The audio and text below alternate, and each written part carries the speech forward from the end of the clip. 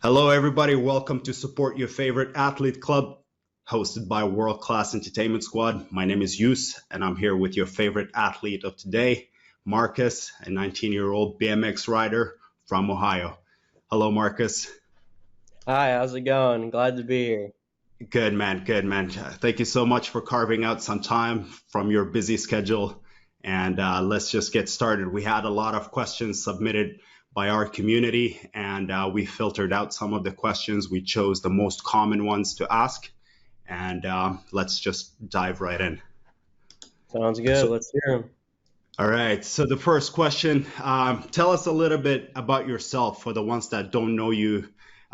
Tell us a little bit briefly about who Marcus is. Where did he grow up? Does he still live in the same area where he grew up? Yeah, I still live same area that I grew up, Canton, Ohio, pretty much, and I've always rode a bike. I started riding a PW 50 dirt bike when I was about 4 years old, and uh, I wanted to get into racing, but my parents didn't want that, so my dad used to he used to race BMX, so he started showing me that, and I started racing BMX not long after, and I raced for 6 years, and then after that, I slowly got into freestyle BMX, just trying backflips into foam pits and stuff like that, and just kind of took off from there. That's awesome. Awesome. So your dad is your hero, I guess. That's how you started to develop this whole passion for the sport. Yeah, I mean, he's the one who showed me BMX. I never really heard of BMX before that because he raced when he was a teenager. So I raced for 6 years, like I said, and just gave me the love for BMX. Awesome, awesome. At what age did you say that you kind of like got started or you got your first bike? Uh, I started racing when I was about 4, and I raced till I was about almost 10. I was 9, and about the same age as when I started doing freestyle. Awesome, awesome. That's quite a long time. So you've got plenty of experience. Yeah, a lot of time on a bike.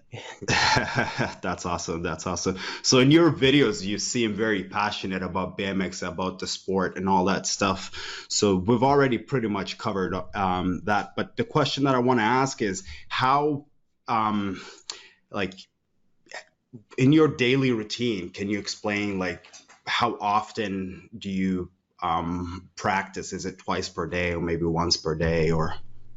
Yeah, so living in Ohio, it's the weather's not the nicest most of the year, or not most of the year, but a decent portion of the year because it's just snowy and cold. So I have to travel an hour north to go ride the indoor skate parks, which I only get to do about twice a week, Okay. a lot of the year, which it's an hour drive. It doesn't sound that bad, but when you're doing it all the time, it gets old, and eating on the road and having to drive home after riding 2, 3 hours, 4 hours it just it sucks after a while. So I mean, twice a week for 4 months out of the year. But the other portion, I have a good backyard setup, so I can go outside and ride whenever I want. I usually ride about 4 or 5 times a week during the warm months. Oh, okay, okay, nice, nice. Can you send us maybe a picture later of your backyard so that we Yeah, can yeah. incorporate into this?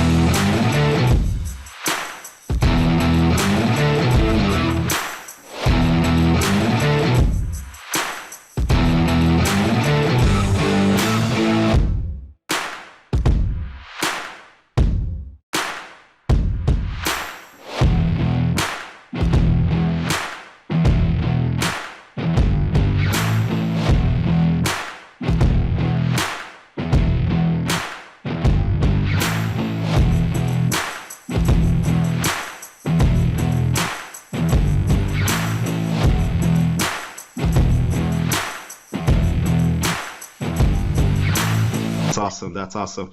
So how do you think like this whole like driving distance and all that stuff interfere with your development as an athlete? Do you think like you could have been you're already amazing, but you think you could have been like much better if you if the distance was closer and you had, you know, that park available, you know, on Right. day-to-day basis basically? I mean, yeah, I feel like I definitely could benefit from riding more than twice a week in the winter, but at the same time, I feel like it might have helped me at times just not getting burned out, just not riding too much, and just when I do go up there at twice a week, I try to ride as hard as I can, do all my tricks, and just progress every time. So I feel like it has hurt me a little bit because I feel like I could benefit by riding 3, 4 times a week during the Right. winter, but I feel like it has kept me from not getting burned out all the time. Right. So, what are some of the toughest challenges facing you in BMX, or and even like other BMX athletes that are in a similar situation or the same predicament? Uh, right now, I mean, the biggest challenge is contests. Like, there's not contests in America like there used to be. Like, I'm fortunate enough to be riding for Rockstar, DK, and Duo, so I am supported by them and I can go to these contests that are coming up across the world. But it gets super expensive having to travel, stay there for a week, and then try to make your money back at these contests. So it's hard, and I feel for the guys who don't have these sponsors and it just gets super expensive really quick trying to go to these contests because they're not Right. in America. Right. They're not really close by, so you have to kind of like travel and all that stuff, and it could get costly actually. Yeah. Um, do you work or do you find does Rockstar cover all of your fundings, or do you still have to kind of like hustle, invest, and work and all that Well, stuff? I don't really have to work thanks to Rockstar and DK and Duo. So Awesome. I do ride BMX full time right now thanks to them. But That's awesome. yeah, I'm pretty grateful for that. That's awesome. That's awesome. Shout out to Rockstar. Yeah, thank um, do you think BMX as a sport has been overlooked by like bigger brands? And why? Why not? What's your view on it? Or maybe you don't care, or you haven't done your research. You just like the ride. Yeah, I definitely feel like big brands have overlooked freestyle BMX nowadays just because it's BMX isn't kind of what it used to be 10, 15 years ago. Like, I mean, X Games, this past X Games Japan wasn't even on TV. It was a broadcast on YouTube at 3, 4 in the morning my time. So it's not being put out like it used to be. There's no Dew Tour, Gravity Games, or barely even X Games now on TV like there used to be. So these brands, their brand isn't being seen like it was back in the day. So I feel like it kind of is overlooked now. Right. And how could someone change that? Like maybe introduce more contests in North America, or Yeah, I feel like that's a big thing too. If we could get more contests in North America, it would help a lot because these brands are from North America a lot of the time. So if right. their brands could be seen here where their customers are, it would help a lot. Totally. Yeah, I'm totally with you on that. I feel like because of the lack of contest and all that stuff, even like the fan base doesn't grow as much, and all, you know, the one thing that brands care about is not only just the current fan base, but it's also, is it growing? Because Yeah. obviously they care about market share and all that stuff. So on to the next question. Is there a coach or athlete that you look up to as a role model? It doesn't have to be within, you know, the BMX sport itself. It could be, you know, for all I know, Michael Jordan or Conor McGregor, or, you know, just we just want to know where you get that motivation and, you know, all that, you know, inspiration from. Yeah, I've never really had like a specific coach in BMX, but my dad has always he's always been there for me, just taking me around, traveling to different skate parks, just filming me. If I can't land a trick, looking back on the footage, showing me how-to videos of it when I was young, just helping along those lines. And he's always pretty much been there as a coach. But for just Nick Bruce has always been a mentor for me, and he's always been a positive role model. Just growing up, watching him on TV, then riding with him when I was ever since I was 9 or 10 years old. He does everything right. He trains hard. He eats right, and I just look up to him. And now that we ride together all the time, I feel like we feed off each other's energy and try to push each other and just push the envelope every time we ride. That's awesome. Awesome. Good to know. So you've mentioned your dad a couple of times. Did he compete at all, or he just did it Uh, out of not, pure not fashion? Oh, freestyle, passion. but Mhm. he did he raced some national races back in the day, but not a ton, not like my level, I guess you could say. Okay, okay. So you're just taking it to the next level. Yeah, just trying to. That's awesome. That's our job, right? So it's always like to be better than our parents, and I guess our parents always want us to be better than them, right? Because otherwise it would be a disappointment, right? So Right. yeah, no, that's awesome. So what's your most memorable BMX experience so far? Right now it's probably I got invited to the Boise X Games qualifier when I was 16, and I ended up winning that, which got me a spot to the 2019 Minneapolis X Games. And just growing up watching X Games on TV, like Travis Pastrana, watching him doing the double backflip in '06 is I watched it every year, and to get finally a spot in X Games is a dream come true of mine. And unfortunately, I haven't been invited back to X Games since then. But while I was there, I had a good time, and it was a dream come true of mine. Hopefully they'll give you another invitation after this, you know? Yeah, I mean, it'd be nice to. Yeah. Why do you think they haven't invited you back? Is it because there are a lot of people that they want to give opportunities to? I'm honestly not really sure. I heard they were inviting people like off of previous results, but I mean, the last actual qualifier they had, I won it. So Mhm. I'm not really sure. I was at this past X Games Japan, I was invited as ninth alternate. So I mean, I don't know, nothing I can really do to persuade them, Yeah. I guess. Just Well, keep it's on come. doing me. Yeah, that's all you got to do, right? So maybe it will come back soon. You just got to grind and put those videos out there. It caught our attention. It caught our community's attention. So hopefully, they'll come back to it soon. So, what do you believe to be one of your weaknesses, and how do you try to overcome it or improve in that area, if you will? One of my weaknesses right now is probably I'll sometimes I'll learn a new trick, and I'll only do them like after I learn them that first day, maybe only like once a day on resi, which isn't really enough to get completely dialed and to take it to wood. But it's hard to when you have a 2 3 hour session to if you're struggling on that new trick to dedicate over an hour to that new trick and just get it solid and good, ready for wood. So it's just I need to just work on a trick that I freshly learned more and maybe sacrifice some tricks that I've been doing for years and have dialed to get that new trick completely dialed. And what about some of the strengths that you have that makes you a great athlete? What do you think those strengths are? Is it I feel like determined? yeah, I feel like a strength I have is I have pretty good discipline. Like 4 5 times a week when I ride at my house, I ride by myself every day. So I feel like I have that discipline to go out there, and even when I might not want to, I know I have to go out there and train and just try and learn new tricks and keep fresh and just keep on going. And even when I might not feel like it or I'm tired or sore, I just have to go out there and just ride.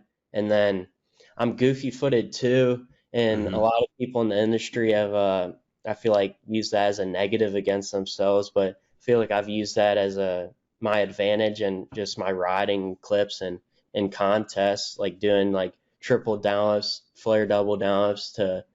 I feel like it's really benefited me being goofy footed. That's awesome. Awesome. Um, what do you see yourself accomplishing in a 5 to 10 year span? 5 to 10 years, I basically I wanna do good at these C1 contests. I want to do good at fees, Hmm. and I want to be that person that people are almost like afraid of. Like I want to be the next Logan Martin, where people are chasing. I just I want to be that guy that people are trying to beat, and I want to get on the U.S. Olympic team, which I have to do good at these fee stops to get on. So that would be one of my main goals. Do you have like an actionable plan to do in order to get there? Yeah, I just to get on the Olympic team, I just gotta go out there and prove myself at the C1 and fee stops, and I just have to do good, and I'll gain points, and it should get me a spot on the Olympic team, which is one of my main goals, and then maybe Olympics in a few years. Awesome, awesome, awesome. Do you are there any like short-term goals for the next few months that you'd like to accomplish? Short-term goals, I want to keep training and keep learning new tricks, and then do good at these. In like 2 3 weeks, I got the national championships at Woodward, PA, and then the week after, I got the Montpellier feast stop in France. So I need to do good at those and just keep on riding, having fun, and prove myself at these contests. Sounds good. Do you have any hobbies or interests outside of the sport, BMX or sports in general?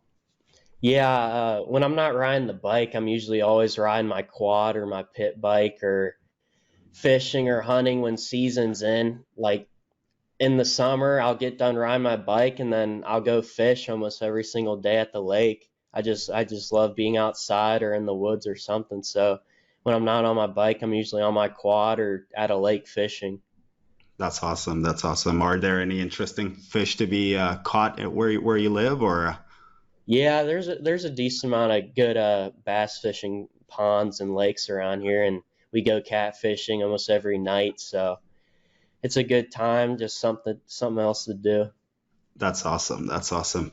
Um, what advice would you give someone getting started in the sport of BMX, or even in any other sport? Because you're an athlete, you know what it takes to be a good athlete. So Yeah, I just say just take it slow, have fun, and ride for yourself because stuff doesn't really come easy to people like it did, I guess, back in the day. Like it took me winning the X Games qualifier to get a spot on Rockstar. So it's just you just gotta go out there, have fun, and ride for yourself, and maybe things will come. Like there's countless guys that are in their 20s just trying to get to these contests that are insane riders.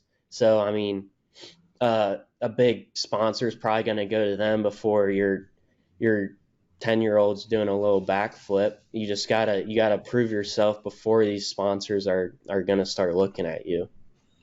awesome, awesome, amazing. So we had a question that I didn't include in the slide, but I'm like, maybe I should because a couple of people asked this question, and I'm like, okay, maybe they'll get disappointed if we don't include it.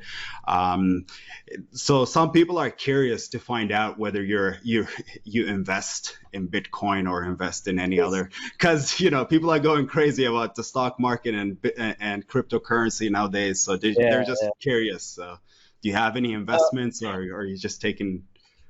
I mean, I got like a small Leap Trade account or whatever it's called. I don't have any Bitcoin. I put like $20 into Doge when it was really popular and stuff. But no, I don't have any in Bitcoin or anything. I don't pay too much attention to it really. Okay, okay. How about what was the other one that's equivalent to Shibcoin?